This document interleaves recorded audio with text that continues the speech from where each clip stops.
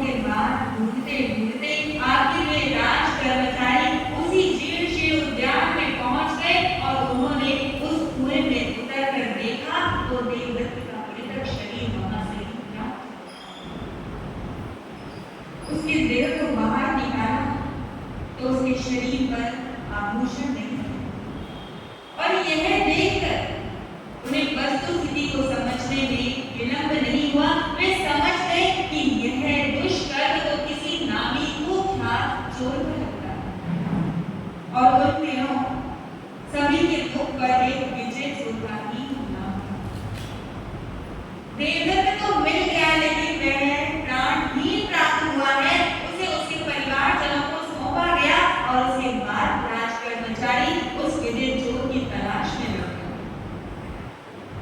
वे ढूंढ रहे हैं कि इस बालक का हत्यारा आखिर कहां पर छुपा हुआ है और ढूंढते ढूंढते वे उसी बीहड़ जंगल में मालवा नाग के कच्छ में पहुंच गए जहां पर वे विजय चोर छिप कर बैठे। अपने आप को बहुत सुरक्षित समझ रहा था। मैं सोच रहा था कि मैं तो यहाँ ऐसे स्थान पर आकर सुरक्षित होकर छिप गया हूँ कि मुझे यहाँ पर डूब पाना संभव ही नहीं है। लेकिन जब जीव का पाप का मर जाता है तो उसे एक दिन पूरना ही होता है।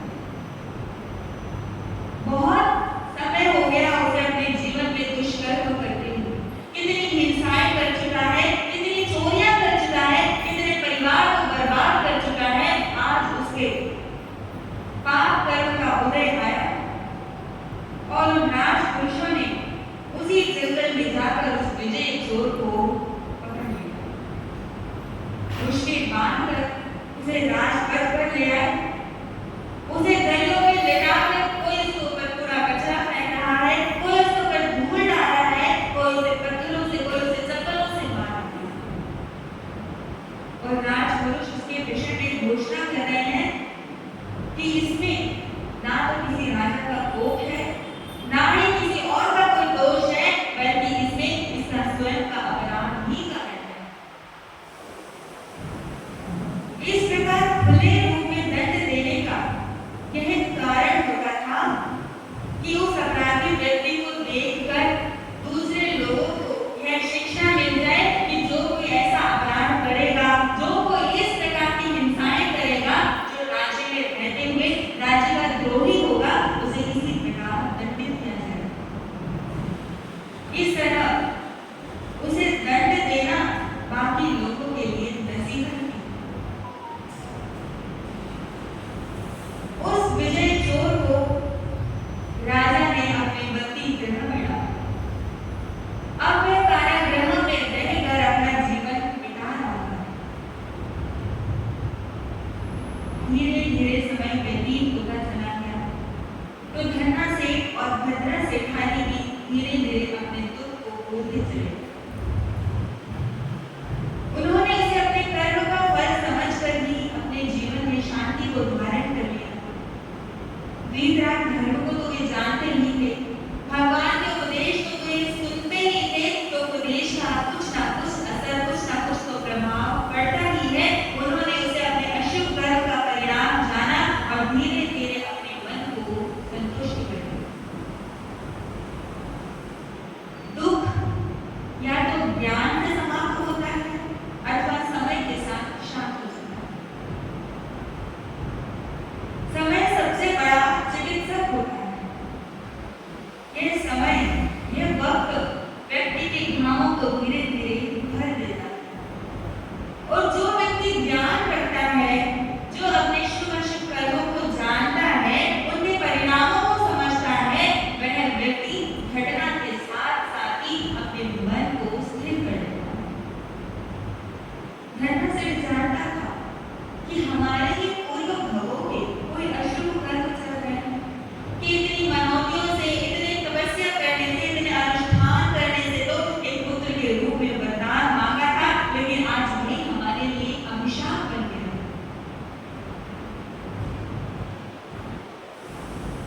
समय व्यतीत होता चला गया। धीरे धीरे सभी बातें साधारण होती चली। जीवन हमेशा एक जैसा रहता नहीं, और किसी किसी का जीवन तो ऐसा होता है कि व्यक्ति के जीवन में दुखों की बहार ही आती है। पुत्र के वियोग के बाद दोनों दंपति आराम से अपना जीवन जी रहे थे। जब किसी व्यक्ति का बहुत नाम बढ़ने लगता है, उसकी पद प्रतिष्ठा में वृद्धि होने लगती है, तो जब ऐसा देखकर उस व्यक्ति के शत्रु भी बन जाते। हमारे जीवन में मित्र हैं तो शत्रुओं की भी कमी नहीं है। कोई किसी की बढ़ती को देखकर शत्रु बनता है, कोई किसी से ईर्ष्या करके उसका शत्रु बन जाता है। और धन्ना सेठ का एक और अशुभ कर्म उदय में आया और किसी ईर्ष्यालु व्यक्ति ने उसके ऊपर एक झूठा आरोप लगा दिया और झूठे आरोप में राजा ने उसे बंदी बनाया। दोष निर्दोष की कोई जांच पड़ताल नहीं की और उसे बंदी बनाकर उसी कारागृह में डाल दिया जहां पर विजय चोर रह रहा था। दोनों के पांव में एक ही बेड़ी मारी। धन्ना सेठ जो निर्दोष है, जिसका इस जन्म में ऐसा कोई दोष नहीं है, उसने ऐसा कोई अपराध नहीं किया है कि वह पकड़ा जाए, निर्दोष होते हुए भी उसे ऐसा अपमान सहना पड़ रहा है कि उसे बंदी बना दिया गया और वह जेल में बंद कर दिया गया। जो प्रतिष्ठित व्यक्ति होते हैं, बिना दोष के अगर उन्हें दोषी बनाया जाए तो उन्हें बहुत अपमान का एहसास होगा। आपके जीवन में भी बहुत बार ऐसा हुआ होगा कि आपका दोष अपराध नहीं होते हुए भी आपको कलंकित किया गया होगा, आपको अपराधित माना गया होगा, लेकिन तब तो हम सोचते हैं कि हमारा कोई दोष नहीं है, हमने ऐसा कोई गलत कार्य नहीं किया, तो हमें ऐसा फल क्यों मिल रहा है। हम कितने जन्मों को जानते हैं, हम मात्र किसी एक भव को देख रहे हैं। इस जन्म में हम जानते हैं कि हमने कोई अपराध नहीं किया, हम निरपराधी होते हुए पकड़े जा रहे हैं, लेकिन पूर्व भवों को क्या हम जान रहे हैं। हो सकता है पिछले जन्म में हमने कोई चोरी की होगी, उस समय पूर्व का कोई पुण्य था, उस समय हम पकड़े नहीं गए, तो वो कर्म आज उदय में आया है, इसलिए निरपराध होते हुए भी इस भव में चोरी का दोष लग जाता है। हमारे जीवन में कोई भी घटना हमारे कर्म के उदय के बिना नहीं घटी। अगर हमारे साथ कुछ शुभ हो रहा है तो वो भी हमारे पुण्य का उदय है, और कुछ अशुभ हो रहा है तो उसका दोषी तो दूसरा व्यक्ति नहीं, स्वयं हमारे ही कर्म। अपने जीवन में सुख दुख आने पर दूसरों को दोषी ठहराने की बजाय अपने कर्मों को ध्यान से देखो। अगर हमारे जीवन में कोई अशुभ कर्म उदय आया है तो वह निर्जलित होने के लिए आया है। अगर हम उसे रोकना चाहेंगे तो वह कचरा, वह अशुभ कर्म हमारे अंदर भरा रहेगा। धन्ना सेठ विज्ञान पूर्वक विचार कर रहा है कि मेरे अशुभ कर्म का उदय है, तो इसे संभाव पूर्वक शांति पूर्वक भोग लेना ही उचित है। लेकिन वह उस विजय चोर के साथ ही रह रहा है, दोनों एक ही बेड़ी में बने हुए हैं। एक तो उसका शत्रु है, वह चोर है, और दूसरी ओर उसके ही पुत्र का वह घातक है। वहां रहते हुए अब वे दोनों अपना जीवन बिता रहे हैं। धन्ना सेठ धनाढ़ था, अमीर था, तो उसका भोजन उसके घर से उसकी 15 सेठानी बनाकर बंधक सेवक के हाथ भिजवाया गया। बंधक प्रतिदिन अपने स्वामी के लिए भोजन लेकर आता था, उसे परोसता था और भोजन कराकर अपने घर लौट जाता। एक दिन विजय चोर ने कहा कि तुम्हारे भोजन में से थोड़ा भोजन मुझे भी दे दो। राजा की ओर से उस विजय चोर का भोजन और पानी बंद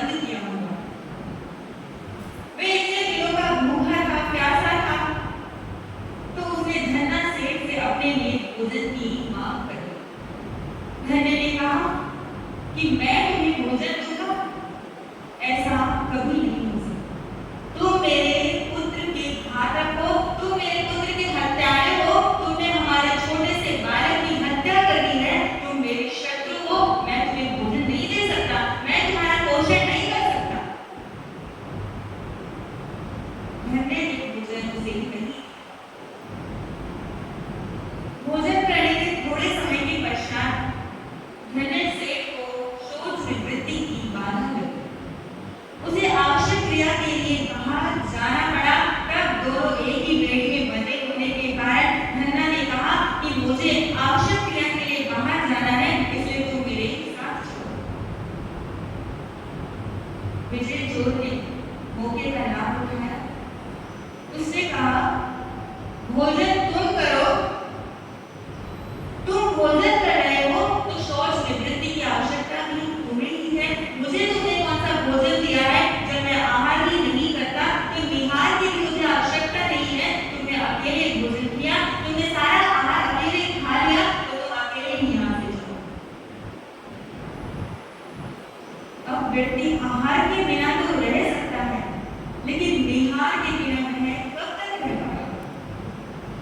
धन्ना सेठ के सामने समस्या खड़ी हो गई कि अब मैं एक ही बेड़ी में बंधा हुआ हूँ, अकेला मैं जा नहीं सकता और इसे भोजन नहीं दिया तो ये मेरे साथ जाने के लिए तैयार नहीं है। तो धन्ना ने कहा कि अब मेरे घर से भोजन आएगा तो थोड़ा सा भोजन मैं तुम्हें दे दूंगा, लेकिन अब तो तुम मेरी क्रिया के लिए तुम्हें मेरे साथ चलना ही होगा। दूसरे दिन जब भोजन आया, धन्ना सेठ भोजन करने के लिए बैठा तो वह विजय चोर से टुकुर देख रहा है। वह उम्मीद कर रहा है कि आज तो यह भोजन इसे मुझे देना ही पड़ेगा, पर धन्ना भी विचार करता है कि अगर मैं इसे भोजन नहीं दूंगा तो फिर ये मेरे साथ आवश्यक क्रिया के लिए बाहर जाने को तैयार नहीं होगा और उससे मुझे ही समस्या होने वाली है। ऐसा विचार करके अपनी क्रिया में सहयोग लेने के लिए अपने ही स्वार्थ से धन्ना सेठ ने अपने भोजन में से आधा हिस्सा उस विजय चोर को दे दिया। यह दृश्य कोई देख रहा है। वो पंथक उसी का सेवक जो उसके लिए भोजन लेकर आता था, उसने देखा कि मेरा स्वामी अपने पुत्र के हत्यारे को भोजन करा रहा है, उसके उदर का पालन पोषण कर रहा है। उसने यह बात जाकर घर में धन्ना सेठानी को बताई और स्त्रियां तो वैसे भी कानों की कच्ची होती है, उन्हें एक बात कह दी जाए तो वही बात उनके दिमाग में घूमती रहती है। जब खतरा ने सुना कि मेरा पति मेरा बनाया हुआ भोजन हमारे पुत्र के हत्यारे को खिला रहा है, तो वह क्रोध में आग बबूली हो गई। उसका चेहरा चमचमाने लगा। वह कहने लगी, मेरे बनाए हुए भोजन को मेरा पति भले ही पशुओं में डाल देता, भले ही नाली में फेंक देता, चाहे कूड़े में फेंक देता, लेकिन उस हत्यारे को भोजन क्यों दिया? इस बात से वे बहुत ही रुष्ट हुए। वह अपने ही पति से नफरत करने लगे। थोड़े दिनों के बाद धन्य सेठ के मित्रों ने, उसके स्वजनों ने उसकी निरपराधिता को साबित करके उसे बंदी गृह से छुड़ा लिया और उसे सम्मानपूर्वक अपने घर ले गए। जब धन्ना सेठ बंदी गृह से छूटकर घर आया तो सभी ने उसका सम्मान किया, सभी ने उसका स्वागत किया, सभी बहुत प्रसन्न हो रहे हैं कि हमारा साहूकार, हमारा सेठ जो व्यापार में हमारे लिए नेत्र के समान मार्गदर्शक था, वह आज पुनः घर लौट कर आया। लेकिन भद्रा सेठानी मुंह मोड़कर बैठी है, उसकी ओर पीठ करके बैठी है। उसे कोई प्रसन्नता नहीं हो रही कि मेरा पति घर लौट कर आया। धन्ना ने पूछा कि भद्रा, इतने दिनों के बाद मैं जेल से छूटकर घर आया हूँ, क्या तुम्हें इस बात की कोई प्रसन्नता नहीं? भद्रा ने कहा कि तुम जेल से छूट गए हो, इस बात की तो मुझे खुशी है, लेकिन एक बात से मैं नाराज हूँ कि आप उस जेल में रहते हुए अपने अपराधी को, उस विजय चोर को भोजन क्यों देते रहे? धन्ना ने कहा, भद्रा, तुम नाम की भी भद्रा हो और हृदय की भी भद्रा हो। वस्तुस्थिति के अंतःस्तर में झांकने की तुम्हारे अंदर क्षमता ही नहीं है। तुम नहीं जानती कि उस समय मेरे सामने क्या परिस्थिति थी, कैसी मजबूरियां थी। जब मैं आहार करता था तो मुझे विहार की आवश्यकता होती थी, आवश्यक क्रियाओं के लिए जाना पड़ता था और एक बेड़ी में बंधे होने के कारण अगर मैं उसे भोजन नहीं दे रहा था तो वो मेरे साथ जाने को तत्पर नहीं होता था, अपने काम में सहयोग लेने के लिए, अपना साथ साधने के लिए, अपना काम निकालने के लिए मुझे मजबूरीवश उसे भोजन देना पड़ा। लेकिन किसी दान की भावना से, किसी उपकार की भावना से या सहयोग सहायता की भावना से मैंने उसे भोजन नहीं दिया था। जब पूरी बात भद्र सेठानी को पता चली तो वह प्रसन्न हो गई, शांत हो गई, उसकी नाराजगी भी दूर हो गई, उसका क्रोध भी शांत हो गया और पहले की तरह सारा वातावरण सामान्य हो गया। और इधर उस विजय चोर का क्या हुआ? वहीं पर उसकी जिंदगी बीत रही थी और एक दिन उसी कारागृह में उसका देहावसान हो गया। वहीं पर वो मृत्यु को प्राप्त हो गया। तड़प तड़प कर आर्तजा रोदन ध्यान करता हुआ वह मर प्रति नरक गति में सोया वे हरेण असीनानं चर्चा बाणानं पूर्वमाणं कगाढजत्वेन। जिस धरती पर सूर्य की एक किरण का भी प्रकाश नहीं पहुंचता है, जहां संपूर्ण अंधकार ही अंधकार है, ऐसी धरती पर जाकर उस विजय चोर ने जन्म धारण किया। कुछ लोग अंधकार में ही जन्म लेते हैं, अंधकार में जीवन ही जीते रहते हैं और मरने के पश्चात फिर अंधकार में भूमि में चले जाते हैं, जैसे कि विजय चोर ने किया। घटना से विचार करता है कि मेरा जीवन कैसा चल रहा है। मेरा यौवन भोग और विलास में व्यतीत हो गया। मेरी प्राण अवस्था कैसे कैसे संकटों में, कैसे अपमान सहने में चली गई। अब मैं वृद्धावस्था की ओर बढ़ रहा हूँ। जिसे तपस्या कर करके भगवान से प्राप्त किया वो बालक अपना ही पुत्र क्षण के ही साथ छोड़कर चला गया। जिस पत्नी को अपना माना उसी की ओर से ऐसा दुर्व्यवहार सहना पड़ा। जिन लोगों पर मैंने विश्वास किया उन्हीं लोगों ने मेरे साथ विश्वासघात किया। इस संसार में सुख और सुकून है कहाँ? संसार की किसी भी वस्तु में कोई भी आनंद, कोई भी रस यहाँ पर नहीं है। अब उसका मन इस दुनिया में लगता नहीं है। वो विचार करता है कि क्यों ना मैं तो एकांत स्थान में रहकर भगवान का भजन करूं, आत्मा का ध्यान करूं, अपने धर्म ध्यान में जीवन को लगाऊं। इसी में मेरा कल्याण है, इसी में मुझे सुख प्राप्त हो सकता है। जीव जैसा विचार करता है, जैसी राह वो पकड़ना चाहता है, वैसी ही राह दिलाने वाला, वैसा ही मार्ग दिखाने वाला उसे अवश्य मिलता है।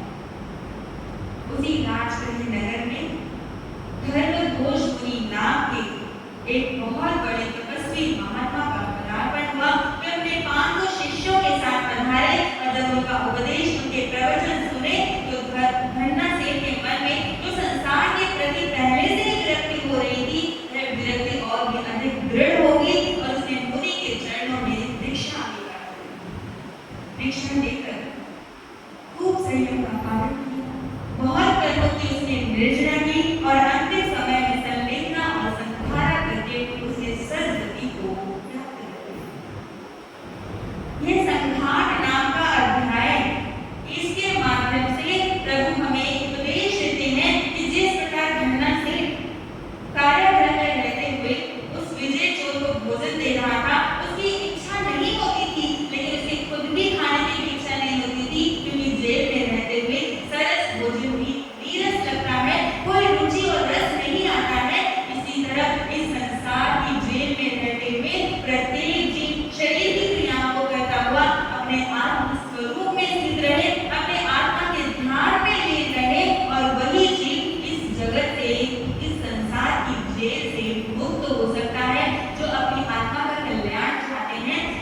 शरीर